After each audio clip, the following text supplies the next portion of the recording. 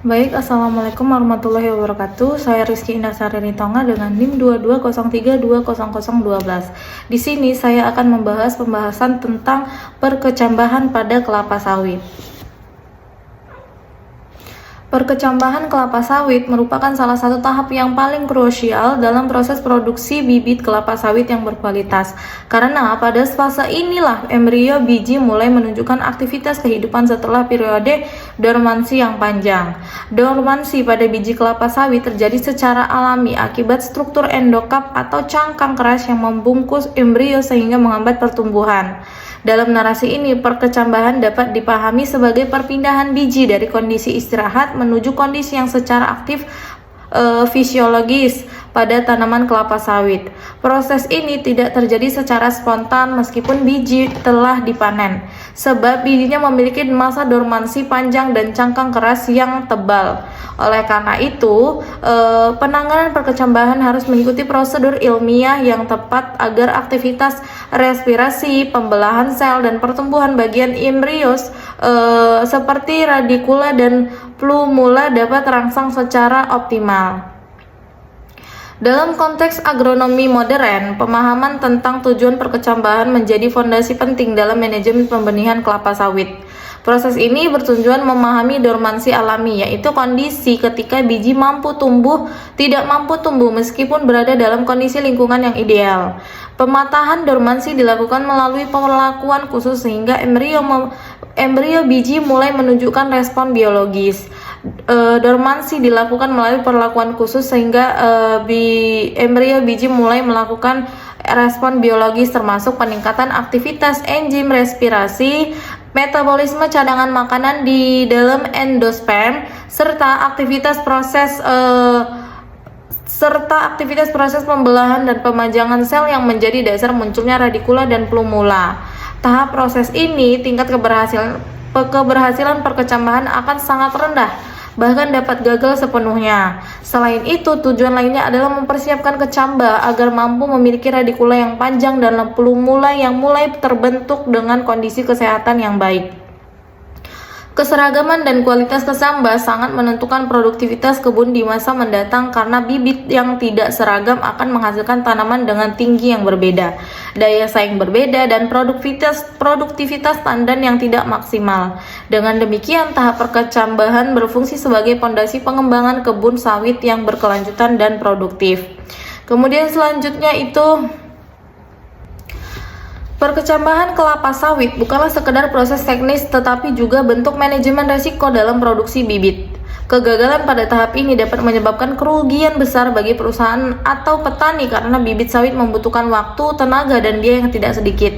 Jika bibit digunakan memiliki kualitas buruk, produktivitas kebun dapat menurun drastis selama periode produksi selama 20-35 tahun ke depan. Oleh karena itu, pemahaman menyeluruh tentang proses, tujuan, dan struktur biji menjadi kunci meningkatkan efektivitas pembibitan.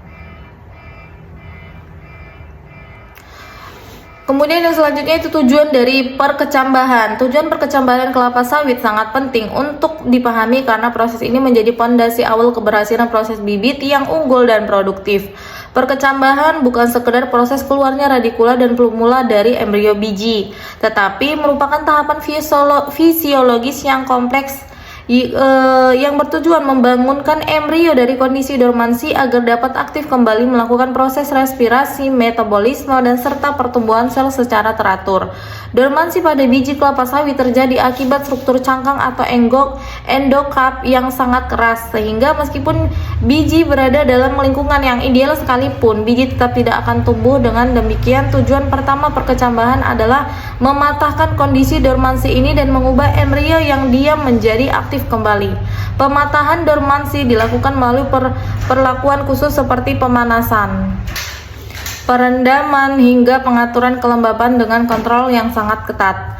Proses ini sangat penting karena tanpa perlakuan tersebut, biji kelapa sawit dapat membutuhkan waktu sangat lama untuk berkecambah atau bahkan tidak berkecambah sama sekali. Dengan mematahkan dormansi, kita membuka jalan bagi aktivitas biologis sel yang memungkinkan embrio mulai kembali ke kehidupannya dan berkembang menjadi tanaman muda. Tujuan berikutnya adalah merangsang aktivitas fisiologis di dalam biji, terutama pada embrio dan endosperm. Pada dasarnya, embrio membutuhkan sinyal fisiologis untuk memulai respirasi dan memecah cadangan makanan yang tersimpan dalam endosperm. Endosperm berfungsi sebagai sumber energi awal bagi embrio. Namun, cadangan makanan tersebut baru dapat dimanfaatkan apabila pigmentasi enzim dan reaksi metabolik dalam biji telah aktif. Maka dari itu, proses perkecambahan bertujuan untuk mengoptimalkan fungsi enzim-enzim dormansi agar dapat berubah menjadi enzim aktif. Seperti enzim hidrolase yang berfungsi mencegah senyawa kompleks menjadi bentuk sederhana yang siap digunakan sebagai energi pertumbuhan. Aktivasi fisiologis ini sangat penting untuk mendorong pembentukan radikula sebagai calon akar pertama serta plumulas sebagai calon batang pertama. Tanpa aktivasi metabolik yang optimal, embrio tidak akan mampu memulai pertumbuhan dan perkembangan yang kuat, sehingga bibit cenderung lemah dan bahkan mati dalam tahap awal pembibitan. Selain itu, perkecambahan juga bertujuan untuk menghasilkan kecambah yang sehat, kuat, dan seragam. Kesehatan dan keseragaman kecambah merupakan faktor kunci dalam menentukan keberhasilan produksi di tahap pembibitan maupun ketika tanaman dipindahkan ke lapangan. Bibit yang seragam menghindarkan petani dari tantangan pertumbuhan yang tidak merata, misalnya perbedaan tinggi tanaman, tingkat vigor yang berbeda, atau ketidaksamaan pembentuk tajuk. Keseragaman ini sangat penting terutama pada perkebunan besar yang mengandalkan efisiensi produksi dalam jangka panjang. Tanaman kelapa sawit berproduksi selama 25-30 tahun, sehingga perbedaan kecil pada kualitas bibit di awal dapat menjadi selisih besar pada hasil panen puluhan tahun ke depan. Oleh karena itu, salah satu tujuan dasar perkecambahan adalah memastikan bahwa seluruh kecambah memiliki panjang radikula yang serupa, warna kecambah yang sama, tingkat kelembapan yang stabil, serta kemampuan adaptasi yang setara.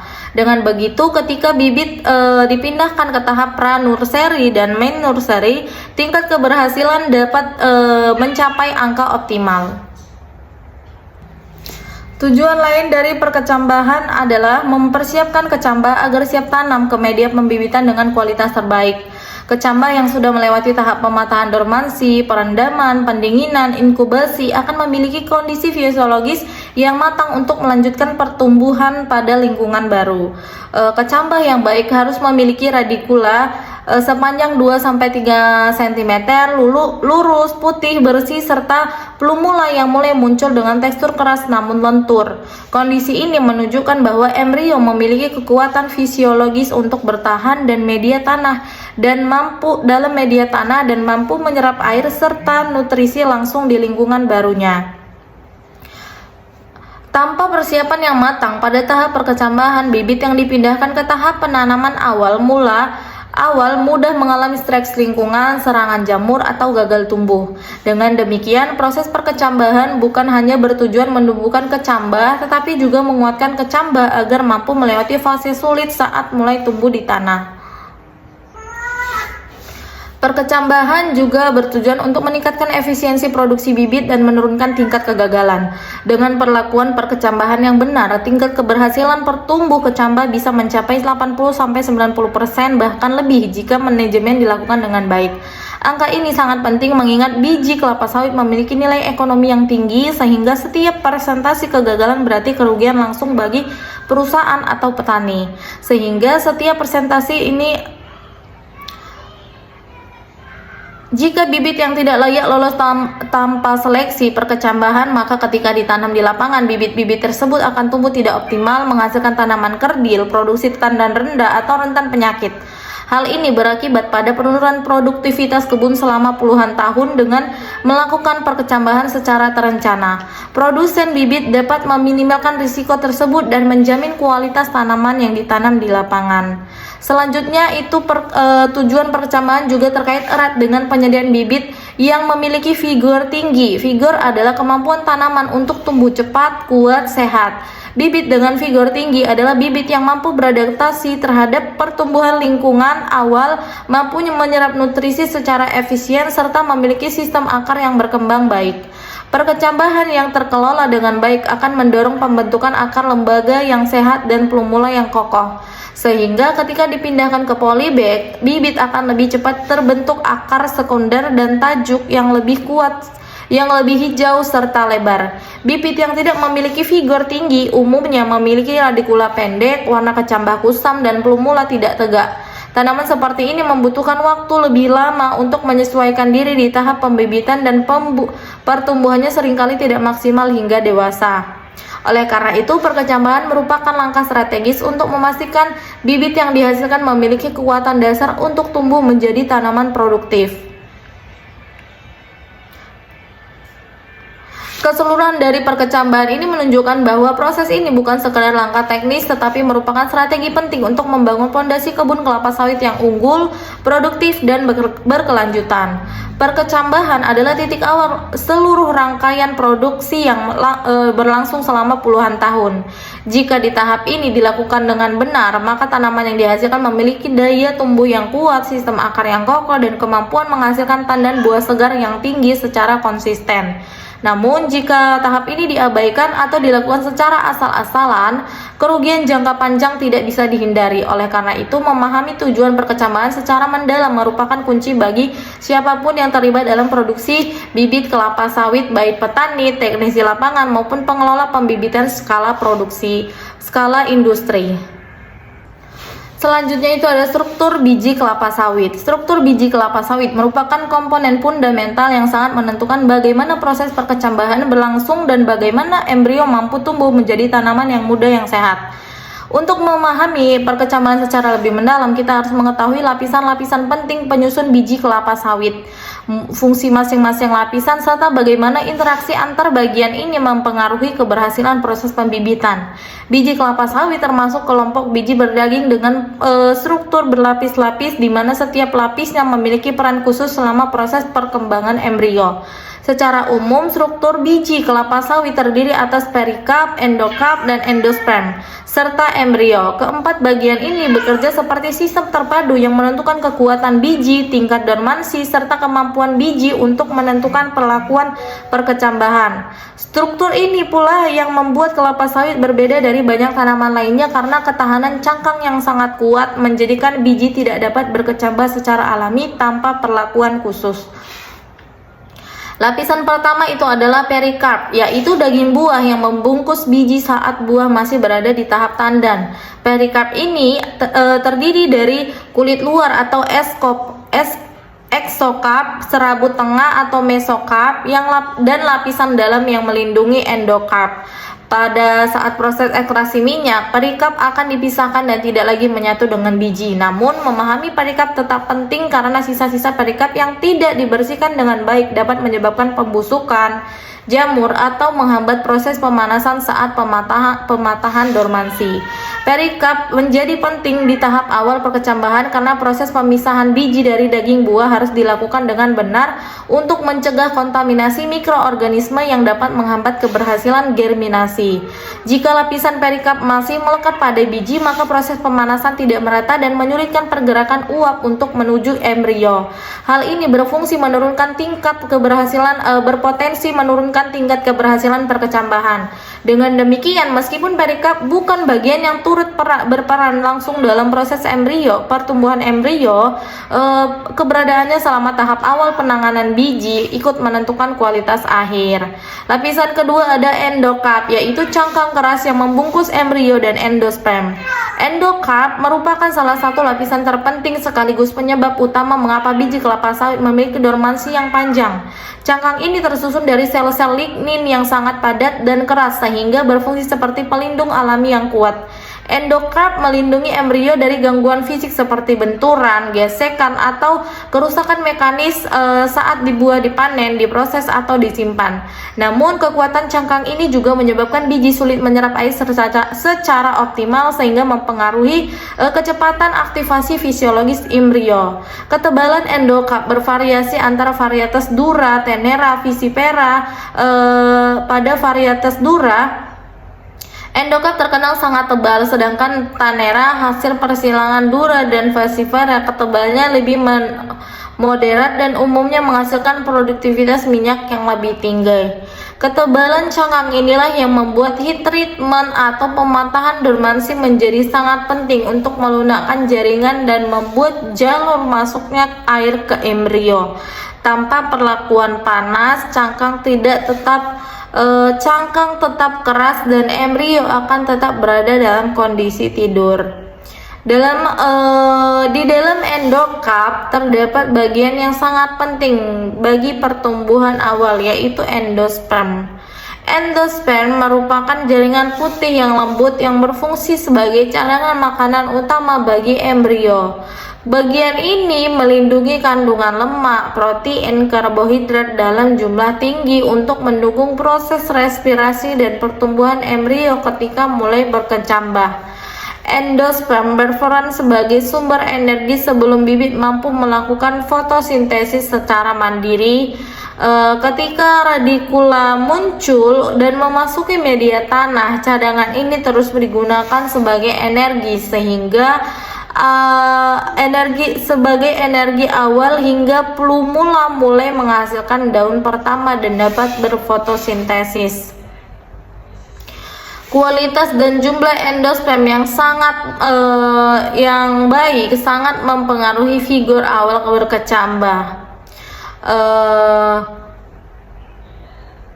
Jika endosperm mengalami kerusakan, misalnya akibat serangan jamur, pembusukan, atau keretakan cangkang yang membuat kontaminasi masuk, maka perkecambahan embrio menjadi terhambat. Endosperm tidak hanya berfungsi sebagai penyedia nutrisi, tetapi juga sebagai penyeimbang kelembaban internal dan biji selama tahap dormansi maupun selama proses pemanasan. Dengan kata lain, endosperm adalah bahan bakar utama bagi kehidupan awal kelapa sawit. Bagian paling penting dari inti dari seluruh struktur biji adalah embrio. Embrio merupakan calon tanaman baru yang tersusun atas dua bagian utama, yaitu radikula, calon akar lembaga, dan plumula, calon tunas lembaga. Pada embrio inilah semua proses kehidupan baru bermula. Radikula adalah bagian yang akan pertama kali keluar pada proses perkecambahan. Akar lembaga ini bertugas menembus lapisan endosperm yang kemudian tumbuh ke arah bawah mencari air beserta nutrisi. Panjang radikula yang normal saat seleksi berkecambah adalah 2-3 cm, berwarna putih bersih, lurus, dan tidak tanpa bercak. Sementara plumula adalah bagian yang tumbuh ke atas dan berkembang menjadi batang dan daun pertama. Plumula yang baik memiliki warna kekuningan pada ujungnya, teksturnya keras namun lentur, dan bentuknya tegak lurus. Embrio kelapa sawit sangat sensitif terhadap suhu, kelembapan, dan kualitas perlakuan mekanis, sehingga kerusakan sedikit saja dapat menyebabkan biji gagal berkecambah. Misalnya, suhu pemanasan yang terlalu tinggi lebih dari 42 derajat dapat menyebabkan embrio mati, sehingga suhu terlalu rendah sedangkan suhu terlalu rendah dapat memecah dormansi. Embrio adalah pusat kendali seluruh pertumbuhan biji, sehingga keberhasilan perkecambahan sangat bergantung pada bagaimana embrio merespon perlakuan yang diberikan. Selain keempat struktur utama tersebut, struktur biji kelapa sawit juga memiliki beberapa bagian mikro yang mempengaruhi proses pertumbuhan meski jarang disadari. Misalnya, terdapat lapisan tipis yang membungkus.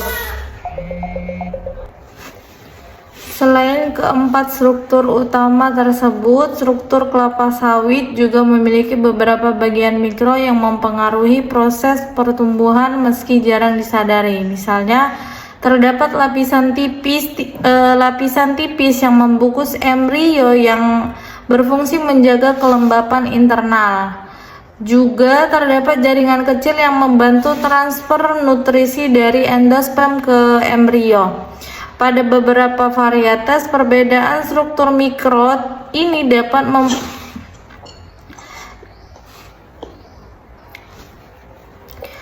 Perbedaan struktur mikro ini dapat mempengaruhi pada tingkat keberhasilan perkecambahan. Itulah sebabnya perkebunan besar atau perusahaan benih biasanya melakukan pengujian laboratorium terlebih dahulu untuk mengetahui karakteristik biji, misalnya tebal tipisnya endokap, kadar air awal, lama dormansi, dan kadar endosperm.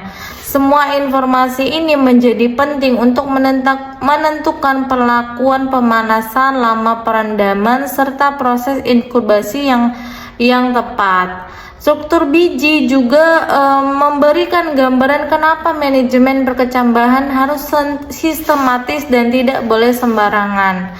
Jika perikard tidak dibersihkan dengan benar, resiko serangan jamur meningkat. Jika endokard terlalu tebal, maka biji membutuhkan waktu lebih lama untuk aktif dan mungkin perlu perlakuan panas yang lebih intens. Jika endosperm mengalami perusakan, maka bibit tidak memiliki cadangan makanan yang cukup untuk tumbuh. Jika embrio mengalami kerusakan akibat suhu berlebih atau tekanan fisik, maka kecambah akan mati dan tumbuh abnormal. Struktur biji yang kompleks ini menunjukkan bahwa setiap bagian memiliki fungsi vital dalam menentukan apakah biji mampu bertahan atau tumbuh menjadi tanaman kelapa sawit yang produktif. Keberhasilan perkecambahan bukan hanya tentang teknik, tetapi tentang memahami secara biologis dan fisiologis bagaimana setiap lapisan biji bekerja secara terpadu.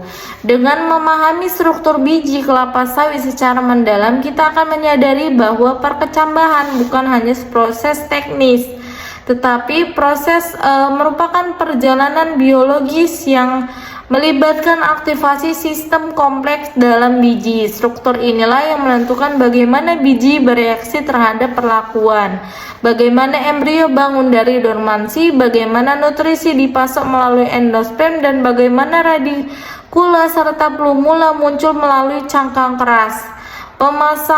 Pemahaman ini menjadi dasar bagi seluruh tahapan berikutnya, mulai dari permisahan biji, penyimpanan awal, pematahan dormansi, pendinginan, perendaman, hingga seleksi kecambah. Dengan kata lain, struktur biji adalah peta biologis yang menuntun setiap langkah dalam manajemen perkecambahan kelapa sawit. Kemudian tahap yang selanjutnya itu ada tahap perkecambahan kelapa sawit. Yang pertama, tahap 1, pemisahan biji dari daging buah dan seleksi. Tahap pertama dalam proses perkecambahan kelapa sawit adalah pemisahan biji dari daging buah dan seleksi awal.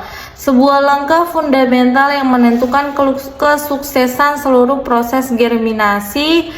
Pada fase ini, penanganan yang tepat diperlukan agar biji yang digunakan benar-benar berasal dari buah yang matang, sehat, dan bebas kontaminasi fisik, agar biji yang digunakan benar-benar berasal dari buah yang matang.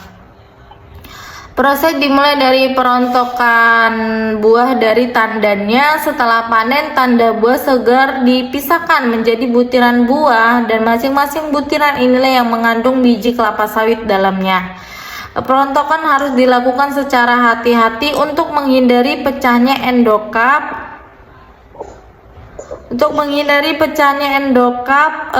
Di dalamnya, karena keretakan cangkang dapat menyebabkan kerusakan embrio dan mengurangi tingkat keberhasilan perkecambahan. Pada tahap ini, metode pengumpulan buah yang bersih dan tanpa luka sangat membantu mempertahankan kualitas biji untuk proses selanjutnya.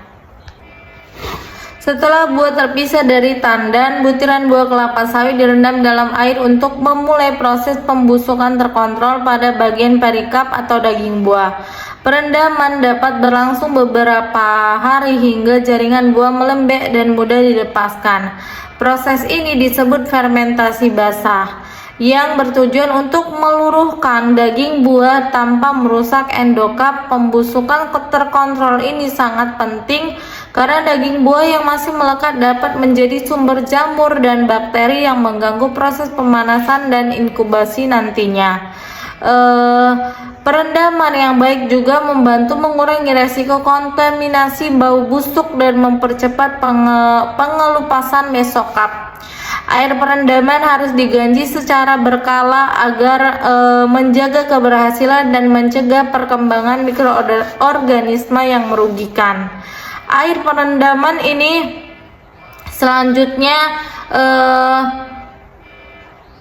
setelah buah melunak, pembersihan dilakukan dengan cara menggosok atau meremas butiran buah hingga tersisa cangkang endokap yang bersih. Tahap berikutnya adalah pemisahan biji dari sabut atau sisa lapisan pedikap yang masih menempel. Dalam proses ini, biji harus benar-benar dibersihkan secara serat-serat halus dan kulit buah yang tersisa. Jika serat masih menempel, proses pemanasan pada tahap pematahan dormansi bisa terganggu karena panas yang diperlukan tidak mampu meresap secara merata ke dalam biji. Selain itu, sisi pedikap dapat menjadi sumber kelembapan berlebih yang memicu tumbuhnya jamur. Oleh karena itu, proses pemisahan perlu dilakukan dengan teliti menggunakan alat manual seperti sikat atau mesin pembersih biji. Pada beberapa sistem pembibitan modern, pemisahan dilakukan menggunakan alat mekanis yang mampu pada beberapa memisahkan biji berdasarkan densitas atau kebersihan permukaan. Namun, baik manual maupun mekanis, tujuan utama tetap sama, memastikan biji benar-benar bersih sebelum masuk ke tahap penyimpanan awal. Setelah biji kering, barulah dilakukan seleksi berdasarkan ukuran fisik. Seleksi ini dilakukan karena ukuran biji menentukan keragaman waktu pematahan dormansi dan laju perkecambahan. Biji kelapa sawit berasal dari berasal dari buah dengan ukuran yang bervariasi. Jika bibit dengan ukuran berbeda diproses bersama-sama dalam satu kamar pemanasan, biji besar akan membutuhkan waktu lebih lama untuk memecahkan dormansi dibandingkan biji kecil. Hal ini menyebabkan ketidaksamaan pertumbuhan kecambah sehingga kualitas bibit yang dihasilkan menjadi tidak seragam. Hal ini menyebabkan ketidaksamaan. Oleh sebab itu, pemilahan ukuran dilakukan dengan menggunakan ayakan khusus atau alat sorter biji. Biji dikelompokkan ke dalam beberapa kategori ukuran, misalnya ukuran kecil, sedang, dan besar. Sedangkan penyortiran ini, seluruh biji dalam satu kelompok memiliki karakteristik yang mirip dan memberikan hasil kecambah yang lebih seragam. Tidak hanya ukuran, seleksi yang mencakup pengecekan kualitas fisik biji yang retak, pecah, atau terdapat lubang kecil harus dibuang karena kemungkinan besar embrionya sudah rusak. Biji dengan permukaan yang berubah warna atau menunjukkan bercak hitam yang juga harus dihindari karena bercak tersebut sering menunjukkan adanya infeksi jamur atau pembusukan internal. Pemeriksaan ini penting karena biji yang rusak atau terkontaminasi akan menurunkan tingkat keberhasilan perkecambahan saat proses inkubasi. Selain itu, biji yang tampak terlalu ringan atau mengapung saat direndam biasanya memiliki endosperm rusak dan embrio tidak normal, sehingga biji tersebut harus dipisahkan dan tidak digunakan dalam tahap selanjutnya. Metode perendaman air sering disebut dengan teknik flow test untuk memisahkan biji bernas dari biji hampa. Seleksi juga mencakup pengecekan varietas, terutama jika sumber biji berasal dari kebun benih komersial. Varietas unggul seperti Tanera biasanya dipilih karena memiliki potensi produksi minyak lebih tinggi.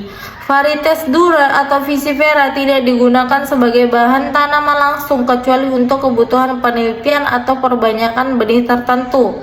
Dengan demikian, sebelum biji masuk ke proses penyimpanan awal, varietas harus dipastikan sesuai dengan tujuan pembibitan. Dalam industri benih bersertifikat, biji hanya boleh berasal dari kebun induk atau speed production area tertentu agar keturunan yang dihasilkan tetap unggul dan seragam secara genetik. Tahap seleksi ini hanya meningkatkan kualitas perkecambahan tetapi juga meningkatkan efisiensi. Dengan menyingkirkan biji yang tidak layak sejak awal, petani atau perusahaan pembibitan dapat mengurangi biaya dan waktu untuk terbuang akibat inkubasi biji yang sebenarnya tidak memiliki potensi tumbuh. Semua proses ini menunjukkan bahwa tahap pemisahan dan seleksi bukanlah pekerjaan sederhana, melainkan langkah strategis yang menentukan kualitas bibit kelapa sawit hingga puluhan tahun ke depan. Jika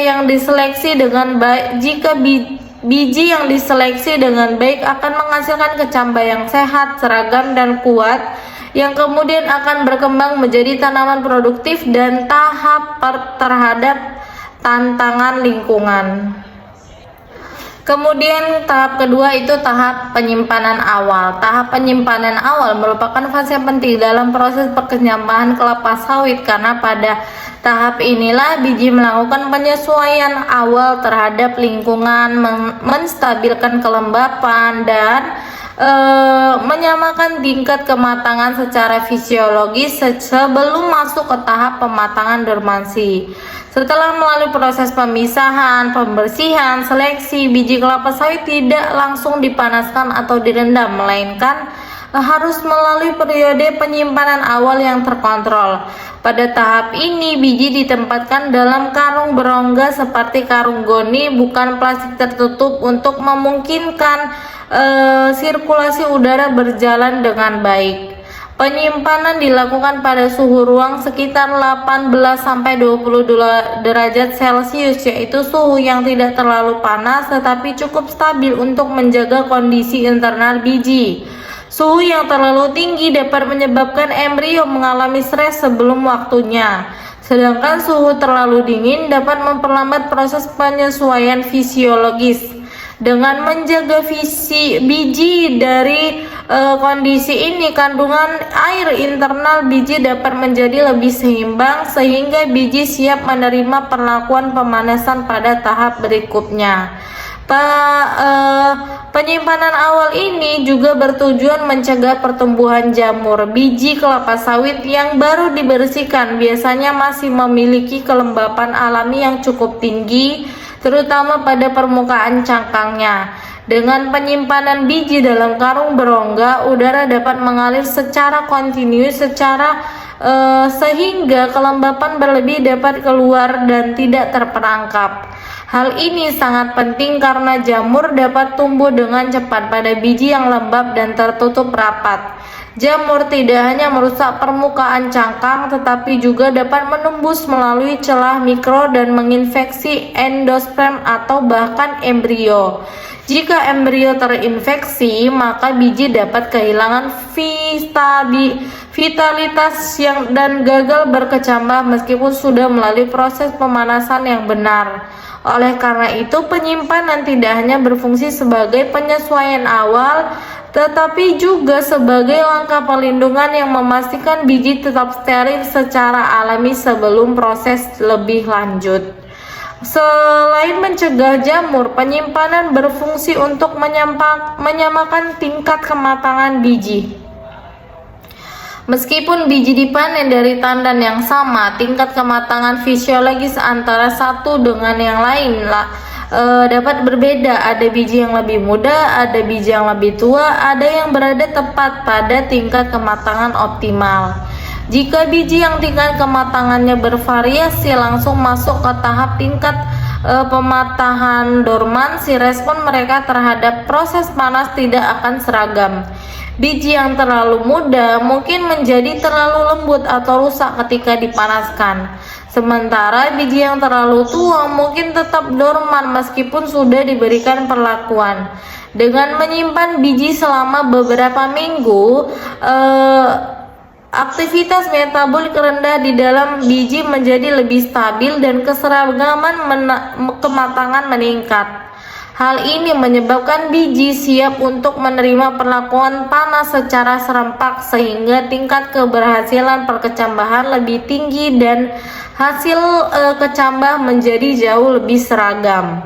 Salah satu manfaat lain dari penyimpanan awal adalah terjadinya stabilisasi fisiologis internal pada embrio pada saat biji baru dipisahkan dari buah. Kondisi internal embrio masih terkejut akibat perubahan lingkungan yang drastis seperti hilangnya kelembapan buah, tekanan fisik dari pemisahan, serta perubahan lingkungan yang drastis seperti hilangnya kelembapan buah dan suhu dan cahaya. Penyimpanan awal bertindak sebagai masa transisi yang memungkinkan embrio menyesuaikan diri sebelum memasuki fase pematahan dormansi yang lebih intensif. Pada saat penyimpanan, enzim-enzim dormansi di dalam biji masih berada pada kondisi pasif, tetapi secara perlahan embrio mulai menyesuaikan diri terhadap lingkungan kering sambil tetap mempertahankan status dormansinya.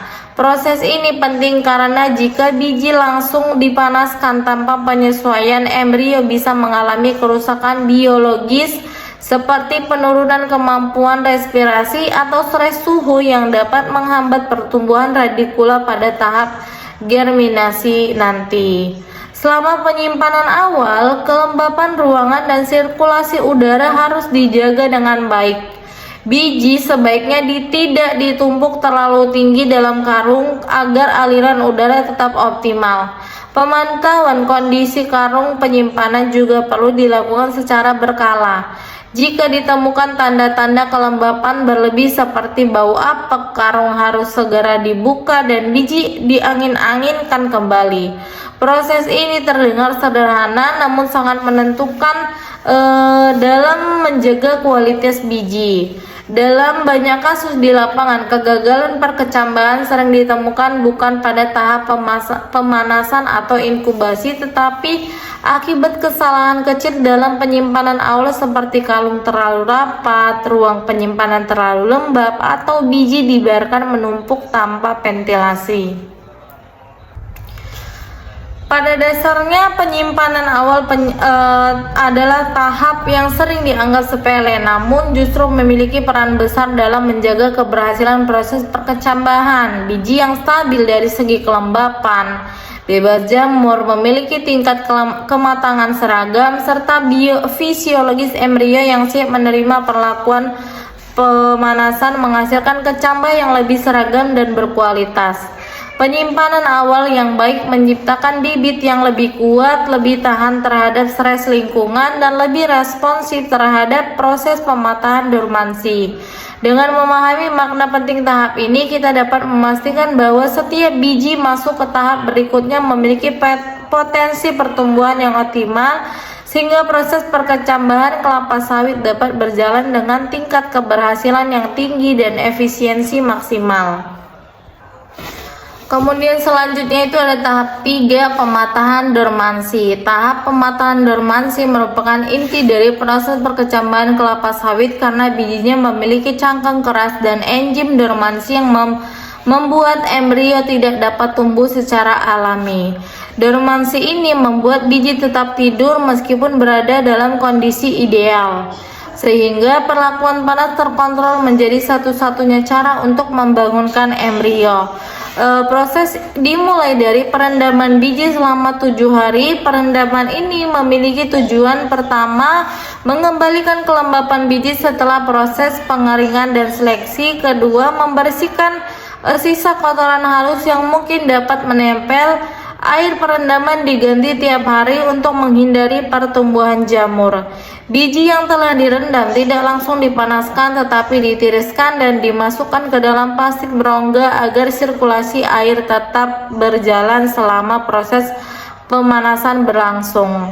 Selain itu, biji dipindahkan ke ruang pemanas dengan suhu stabil sekitar 39-40 derajat Celcius dengan kelembapan 60-70%.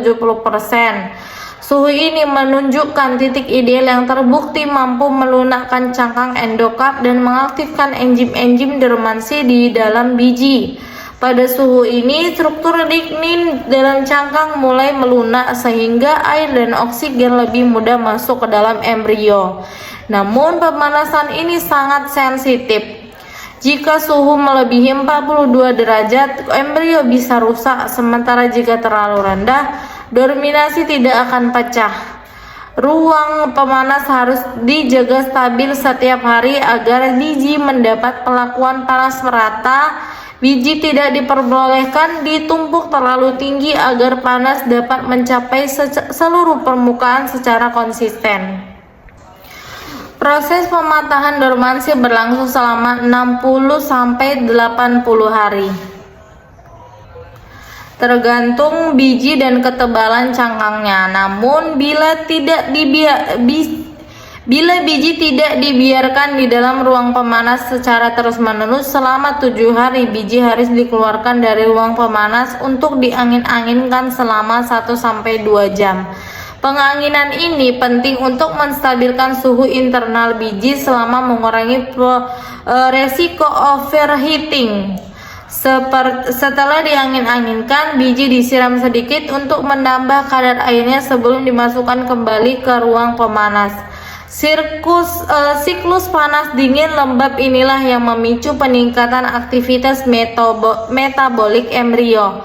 Perubahan suhu bertahap membantu memicu respon fisiologis sehingga embrio lebih cepat aktif dan cadangan makanan embrio endosperm dalam endosperm mulai terurai oleh enzim yang teraktivasi. Selama berlangsungnya pemanasan, perubahan fisiologis di dalam biji terjadi secara perlahan.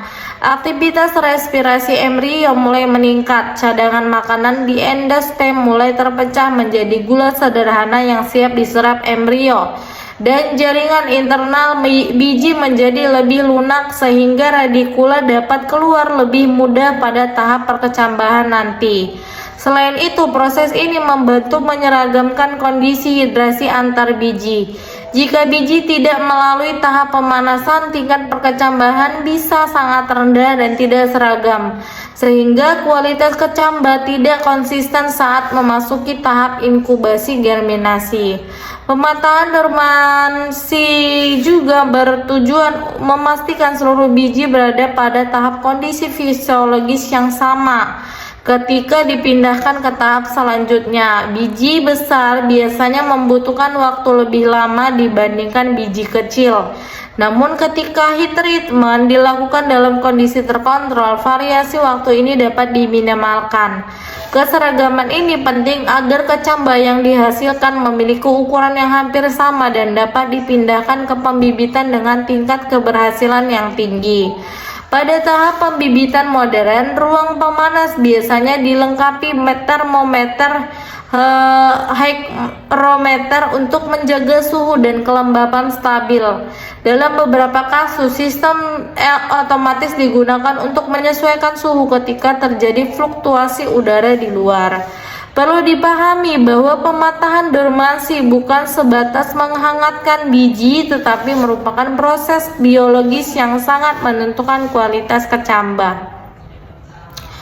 Jika pemanasan terlalu singkat, dormansi tidak pecah dan biji tetap tidak berkecambah. Jika pemanasan terlalu lama, embrio kehilangan vitalitas dan hasil perkecambahan menurun drastis.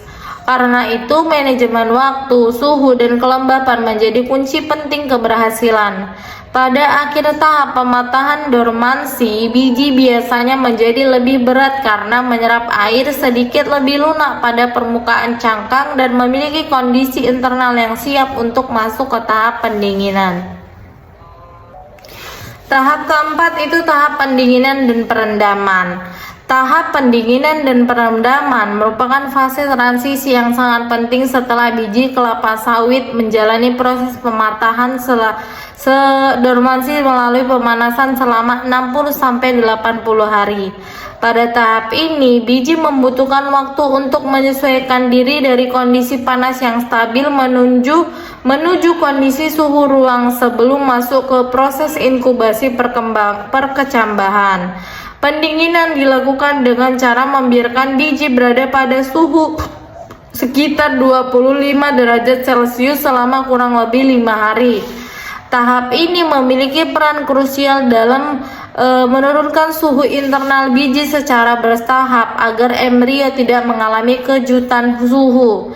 Setelah berada dalam ruang pemanas bertemperatur tinggi untuk jangka waktu yang panjang, struktur internal biji mengalami peningkatan aktivitas metabolik. Jika biji langsung direndam dalam air tanpa proses pendinginan, perubahan suhu yang mendadak dapat merusak membran sel embrio sehingga menghambat proses perkecambahan. Oleh karena itu, pendinginan dilakukan secara alami dengan memastikan biji ditempatkan di tempat yang berventilasi baik agar suhu internal biji secara perlahan mengikuti suhu lingkungan. Selain itu, sebagian penyesuaian fisiologis proses pendinginan juga memberikan kesempatan bagi biji untuk menstabilkan kadar air dan tekanan internalnya. Selama masa pemanasan, sebagian air dari jaringan internal biji menguap, menyebabkan biji berada dalam kondisi setengah kering namun biologisnya aktif.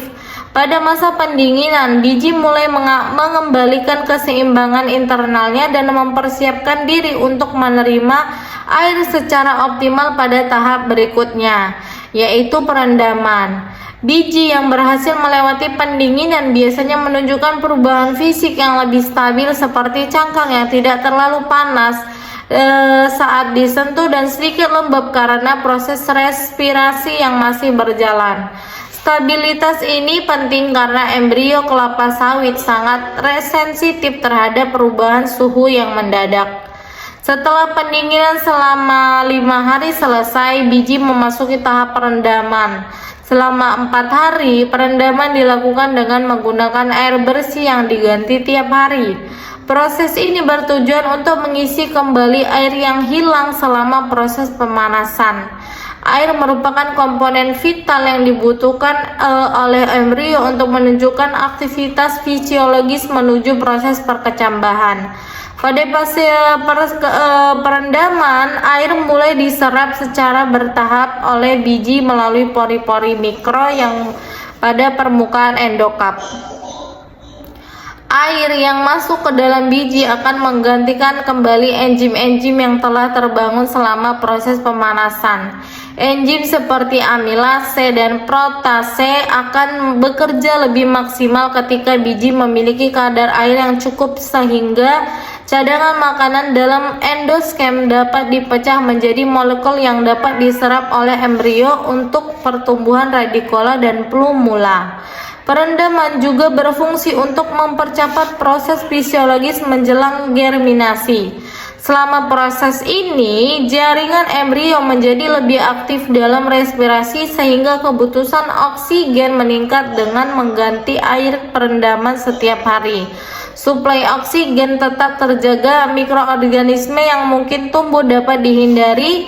Jika air jarang diganti, jamur dan bakteri dapat berkembang di permukaan biji, menyebabkan penyakit atau pembusukan yang menghambat perkecambahan. Oleh karena itu, kebersihan air menjadi faktor penting dalam tahap ini. Perendaman yang terkontrol dengan baik akan membantu biji mencapai kondisi hidrasi optimal, yaitu ketika biji sudah cukup menyerap air tetapi tidak terlalu jenuh yang dapat menyebabkan kerusakan jaringan. Selama perendaman, petani atau teknisi pembibitan juga dapat mengamati kondisi fisik seperti biji yang menunjukkan tanda-tanda kerusakan seperti perubahan warna, munculnya rendir atau kerak putih yang kemungkinan mengalami infeksi atau harus dipisahkan agar tidak mencemari biji lainnya. Pengamatan ini menjadi bentuk seleksi lanjutan setelah proses pematahan dormansi. Biji yang mampu menyerap air secara sempurna tanpa menunjukkan tanda-tanda kerusakan memiliki peluang lebih tinggi untuk berhasil berkecambah pada tahap inkubasi nanti. Setelah keempat tahap perendaman, Setelah 4 hari tahap perendaman, biji tidak langsung masuk ke ruang inkubasi tetapi harus ditiriskan selama kurang lebih 24 jam. Penirisan ini bertujuan untuk menghilangkan air berlebih yang menempel pada permukaan biji.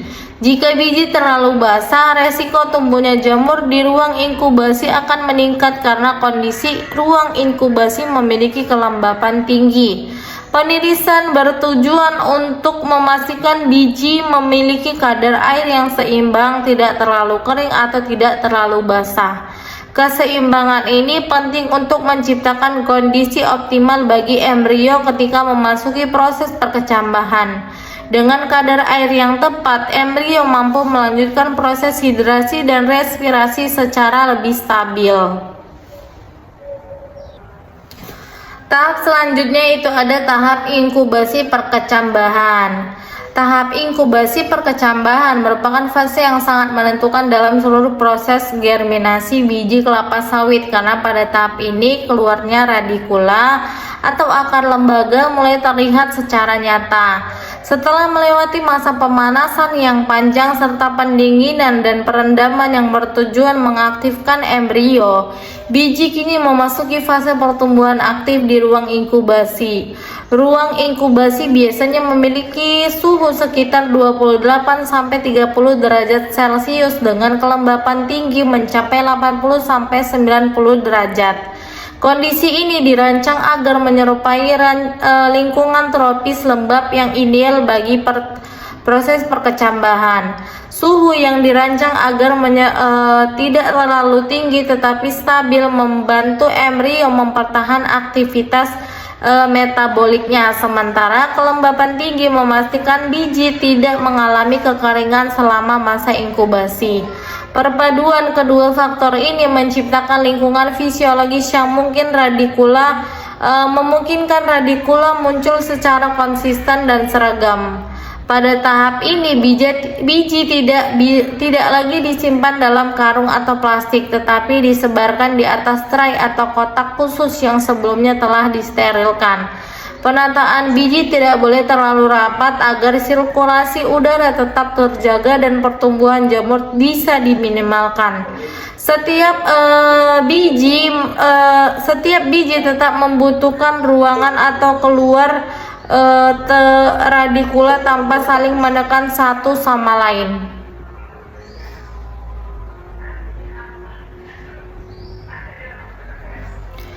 Karena penyusunan yang benar sangat berpengaruh pada kualitas kecambah di akhir proses. Setelah biji disebar, ruang inkubasi ditutup rapat untuk menjaga kondisi mikroba yang stabil. Ventilasi biasanya hanya dibuka pada waktu tertentu untuk menjaga sirkulasi udara tanpa mengurangi kelembapan yang diperlukan untuk germinasi. Selama inkubasi, proses biologis dalam biji berjalan sangat intensif. Enzim-enzim yang telah aktif sejak tahap pematahan dormansi kini bekerja lebih cepat dan memecah cadangan makanan yang tersimpan di dalam endosperm. Kandungan protein, lemak, karbohidrat yang semula berbentuk kompleks berubah menjadi senyawa sederhana yang dapat langsung digunakan embrio untuk proses pembelahan sel. Pada fase ini pula tekanan internal di dalam biji meningkat, mendorong radikula keluar dari bagian bawah embrio. Kemunculan radikula ini merupakan tanda bahwa proses perkecambahan berhasil dimulai. Radikula keluar sebagai struktur putih kecil yang tampak seperti akar halus dan semakin lama akan memanjang sehingga mencapai ukuran 2-3 cm pada tahap inkubasi. Selama proses inkubasi yang berlangsung sekitar 30-40 hari, kelembapan ruangan harus tetap dijaga. Jika kelembapan terlalu tinggi, radikula akan mengering dan kecambah menjadi gagal tumbuh.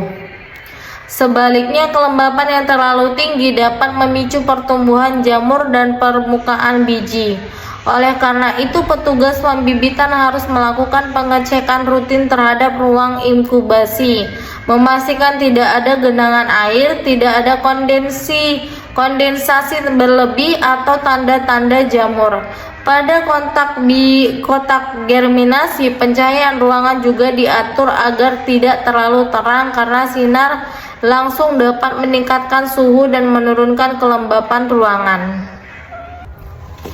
Ketika masa inkubasi mencapai akhir, biji yang berhasil berkecambah akan menunjukkan ciri-ciri kecambah yang sehat.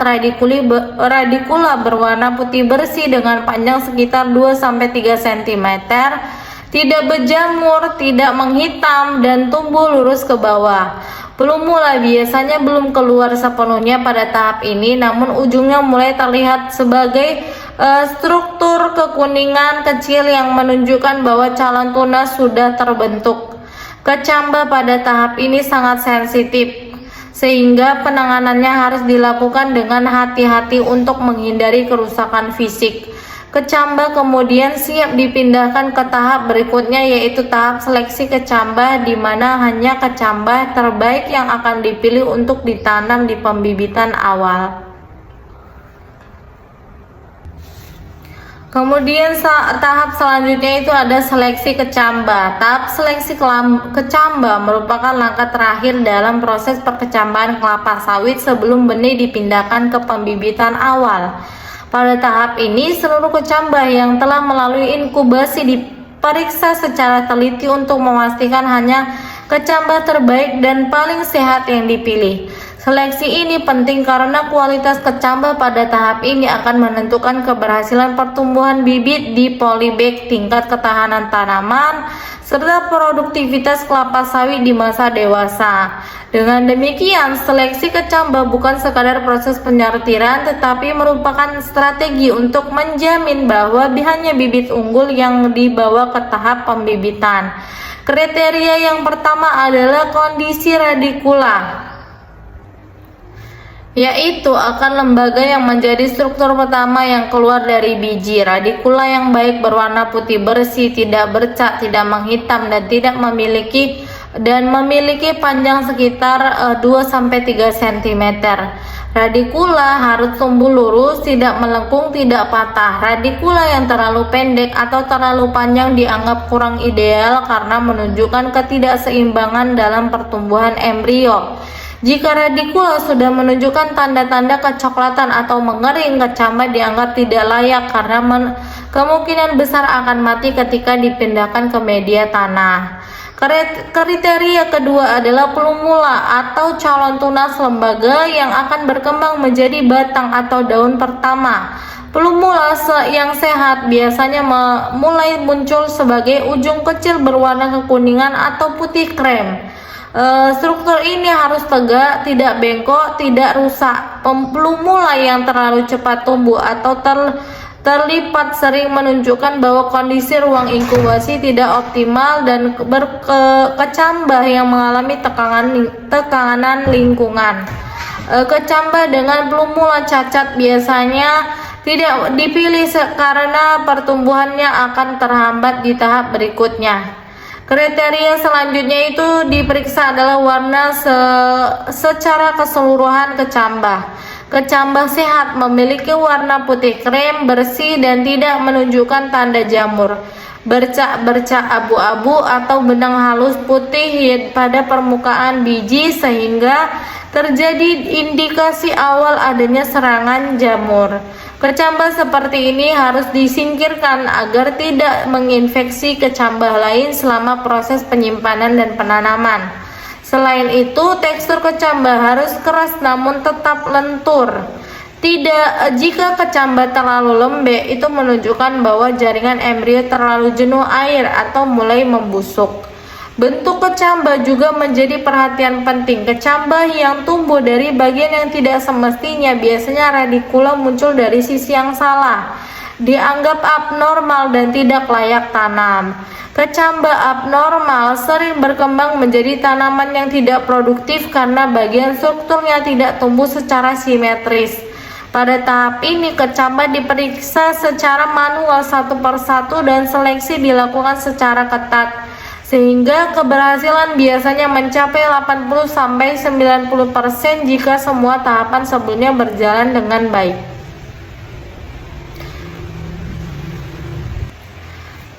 Selain aspek fisik, kelembapan kecambah juga diperhatikan. Kadar ideal kecambah pada kisaran sekitar 12-15%. Jika kecambah terlalu kering, radikula mulai patah ketika ditanam. Jika terlalu basah, kecambah rentan terhadap jamur. Karena itu, penanganan kecambah harus dilakukan dengan hati-hati, biasanya menggunakan sarung tangan bersih dan menghindari kontaminasi. Setelah seleksi dilakukan, kecambah yang lolos kemudian segera dipindahkan ke polybag berisi media semai. Pada tahap pre-nursery, pada tahap penanaman harus dilakukan secepat mungkin agar radikula tidak mengering, agar akar ditanam ke bawah dan plumula dibiarkan menghadap ke atas. Penanganan yang terlalu lama atau kasar dapat merusak kecambah sehingga mengurangi peluang tumbuh. Sekian presentasi dari saya akhiri. Wassalamualaikum warahmatullahi wabarakatuh.